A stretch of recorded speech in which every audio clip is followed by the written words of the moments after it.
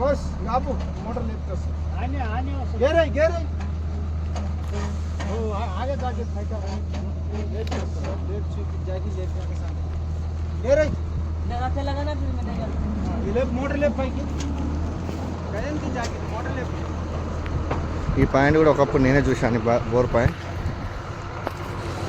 Collapsing అయ్యి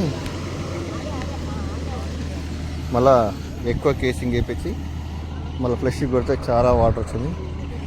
ఒక motor ఇందులో ఇరుకపోయిందట. 265 ఫీట్ల డెప్త్ ఇది. ఇలాంటి రాళ్ళు